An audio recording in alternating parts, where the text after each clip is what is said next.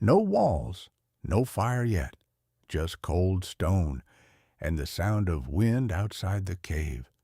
This is a normal morning 20,000 years ago. No alarm, no blanket, just your own body heat and the people sleeping close beside you. Welcome to the Ice Age. The world looked nothing like it does now. Glaciers covered huge parts of the planet. Winters were brutal, and they lasted most of the year. Humans survived in small groups, 20 to 30 people, no more. There were no permanent homes. Your group moved constantly, following the animals, following the seasons, following whatever kept you alive. Let's start with waking up. There was no stored food waiting for you, no pantry, no last night's leftovers. If you didn't find food today, you simply didn't eat today. That single fact shaped everything else about daily life. The moment the group woke, roles were already clear, not written down, just known, passed from parent to child, generation after generation. Some went to gather roots, berries, nuts, edible plants, whatever the land offered that season. This wasn't random picking. It took years to learn safely. Certain berries could stop your heart, unless you knew exactly what to look for. Others prepared for the hunt. Stone tools were shaped by hand, striking flint again and again until the edge was sharp enough to pierce thick hide. And hunting was nothing like a quiet walk in the woods. Ice Age hunters targeted massive animals, woolly mammoths, bison, reindeer, migrating in enormous herds. A single mammoth could feed the entire group for weeks. But killing one meant walking straight toward an animal that outweighed you by thousands of pounds, armed with nothing but a wooden spear, tipped with sharpened stone. Hunters worked in teams.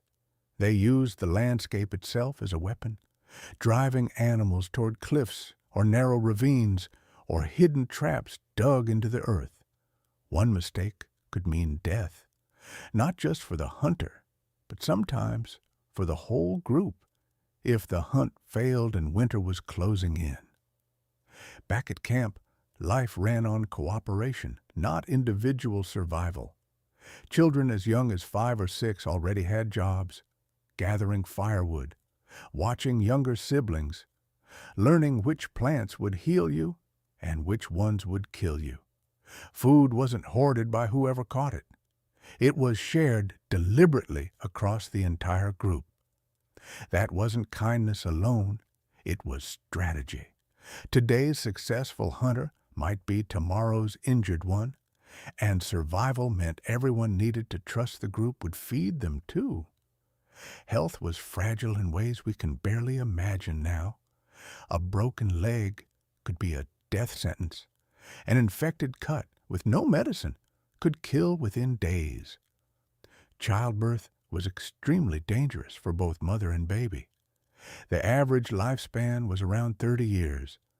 Most people who survived childhood were remarkably strong, lean, muscular, built by a lifetime of walking, carrying, and physical labor. But the margin for error was almost zero. Then came nightfall, and nightfall meant fire. Fire wasn't just warmth. It was protection from predators circling in the dark. It was the only way to cook meat safely. It was the center of everything. Groups gathered close around the flames, telling stories, teaching children, strengthening the bonds that kept everyone alive through the next brutal winter. And in some of these communities, something remarkable was happening. Deep inside caves, by flickering torchlight, people were painting. Bison, horses, handprints pressed directly onto stone walls. These weren't idle doodles. Some of these paintings are over 17,000 years old, and they still exist today. This was some of the very first art in human history. The first evidence that humans weren't just surviving, they were also trying to express something. Meaning, memory. maybe even belief in something beyond the visible world. So here's the strange part.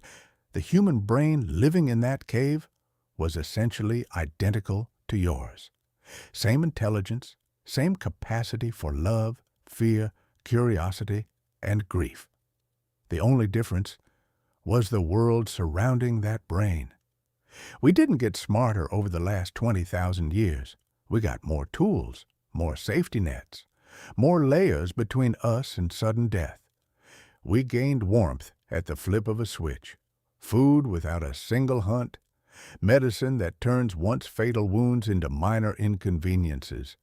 But we lost something too, the tight, desperate closeness of a group that only survives together, the kind of trust where your life quite literally depended on the person next to you.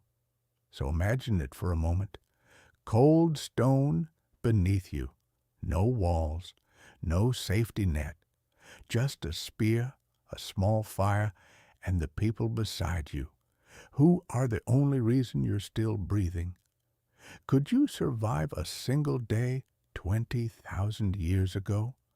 Or has comfort made that kind of survival unimaginable?